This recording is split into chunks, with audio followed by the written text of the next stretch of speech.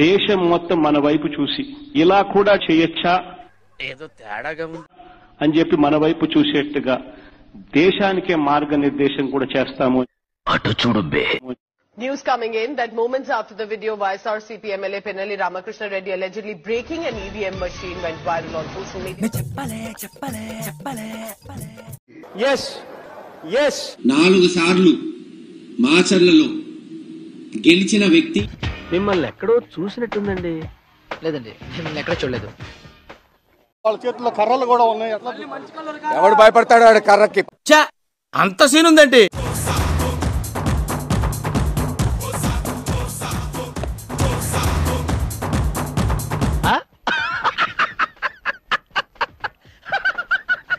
పిన్నెల్లి రామకృష్ణారెడ్డి గారు ఇరగొట్టాడు, ఆయన తప్పు చేశాడు. ఏం మాట్లాడుతున్నావురా నువ్వు? నీకేమన్నా బుర్రునా? ఎక్కడెక్కడ తింగర్ నా కొడుకులు మనకే తగులుతున్నారు. సరే, ఆ ఘటన పక్కన పెడదాం. చెప్పు, నువ్వు చెప్పు, వినండి రా, మీరందరూ వినండి. ఎలక్షన్ కమిషన్ వారు దాదాపు 7-8 చోట్ల ఈవీఎం మెషిన్లు ఇరగొట్టారు, వాళ్ళ మీద కేసులు పెట్టాము అని చెప్తున్నారు. ఏం పాయింట్ పెట్టావన్నా, సూపర్. మరి ఆ వీడియోను ఎందుకు బహిర్గతం చేయట్లేదు? ఎందుకు ఒక్క వీడియోనే బయటకు వస్తుంది? మీకున్న బ్రెయిన్ కి మీ తెలివితేటలకే మీరు సుప్రీంకోర్టుకే జడ్జి అవ్వాల్సిందా? ఎందుకు ఆ వీడియోలు మీరు బహిర్గతం చెయ్యరు? నీకు స్పాట్ నేను ఎడతాగా. రాజమహేష్ రెడ్డి నిన్న అంటే నిజంగా వాళ్ళు ఎంత చండాల్లో చెప్తాను. ఇంకా చాలా వీడియోలు ఉన్నాయి, వీడియోలన్నీ బయట పెట్టండి మీరు. ఎందుకు ఆ వీడియోలు మీరు బహిర్గతం చెయ్యరు?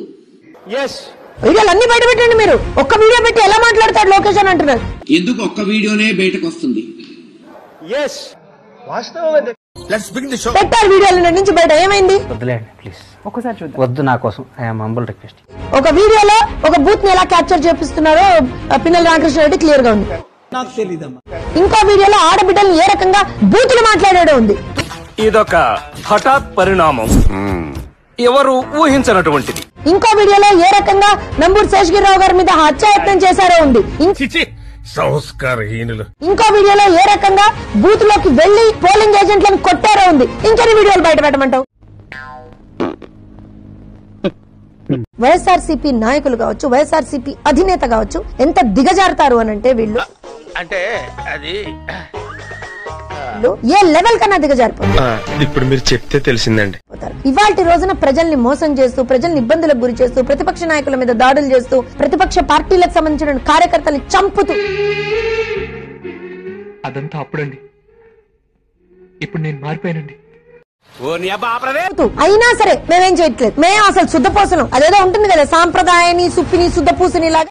నేను వస్తాను బాబు, నాకు నిద్ర వస్తుందండి. లాగా ఈ మహానుభావులు ఒక్కొక్కడు వచ్చి మమ్మల్ని మించినటువంటి సంఘ సంస్కర్తలు లేరని చెప్పుకుంటారు వీళ్ళు ఒక్కొక్కడు. మీ అందరికీ తెలిసిపోయిందా? సిగ్గుపడాలి ఒక్కొక్కడు అక్కడ కూర్చున్నటువంటి వాడు. ప్రతిదీ చేసేదంతా వాళ్లే, రిగ్గింగులు చేసింది వాళ్లే, దాడులు చేసింది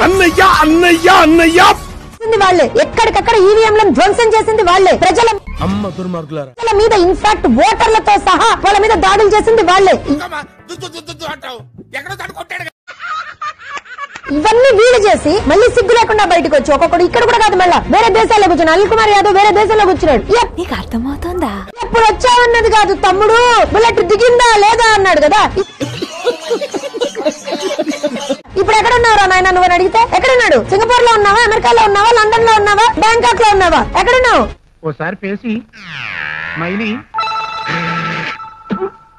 మరి వాళ్ళు ఎందుకో మీ విజ్ఞతకి వదిలేస్తున్నా అని చెప్పి అన్ని అసలు అంటే ఆ మాటలు చూస్తేనైతే నిజంగా అసలు మిమ్మల్ని మించిన నటులేర్రా నాయన. అట్లుంటది. చూద్దాంలే, చూడటం కాదండి, మీరు చెయ్యాలంతే. సరే, మీరు ట్రై చేస్తారన్నారంటే అది ఓకే అయిపోయిన